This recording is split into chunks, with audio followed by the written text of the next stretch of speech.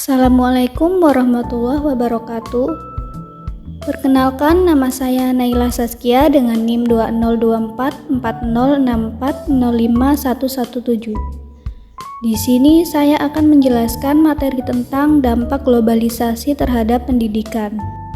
Video ini dibuat untuk memenuhi tugas mata kuliah pengantar pendidikan.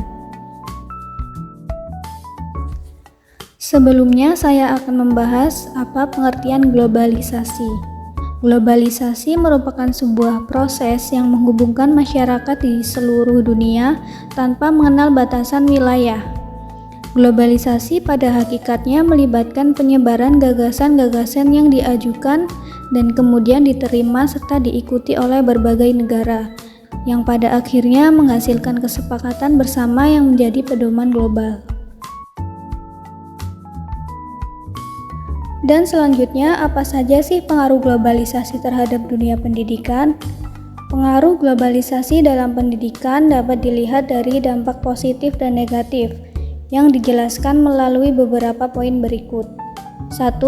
Dampak positif globalisasi terhadap dunia pendidikan, yaitu perubahan kurikulum.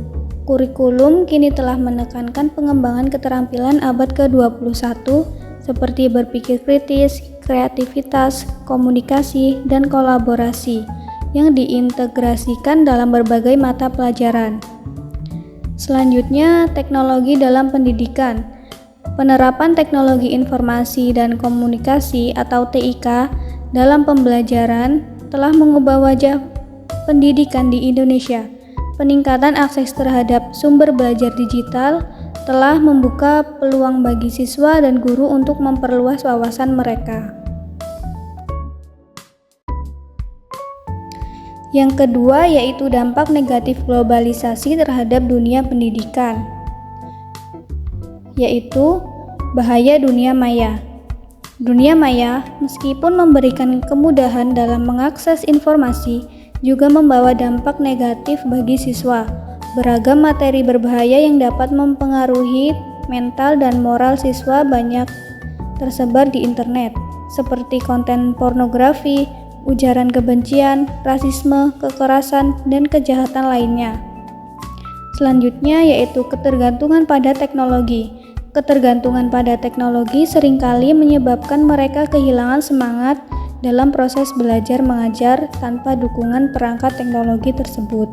Hal ini bisa mengganggu kelancaran proses pendidikan karena ketergantungan pada alat-alat ini mengurangi kemampuan untuk belajar secara mandiri dan memanfaatkan metode tradisional dalam mengajar dan belajar. Selanjutnya yaitu peran-peran pendidikan di era globalisasi. 1. Menegakkan peradaban di era globalisasi. Pendidikan harus fokus pada pengembangan kemampuan berpikir kritis dan perasaan yang beradab, baik melalui pengetahuan, keterampilan, maupun pemahaman mereka tentang proses pembelajaran yang lebih baik. Yang kedua yaitu guru sebagai peneliti. Guru sebagai peneliti dapat meningkatkan kualitas pendidikan di Indonesia, karena hanya guru yang benar-benar memahami kehidupan peserta didik secara langsung, memudahkan proses transformasi sesuai kebutuhan mereka. Namun, ini hanya bisa terwujud dengan adanya peningkatan pendidikan untuk guru atau fakultas pendidikan. Dan yang selanjutnya yaitu upaya menghadapi tantangan globalisasi di bidang pendidikan. Yang pertama yaitu pendidik atau guru. Dalam konteks globalisasi, posisi guru sangat penting sebagai tenaga pendidik yang dapat meningkatkan martabat dan mewujudkan tujuan pendidikan nasional.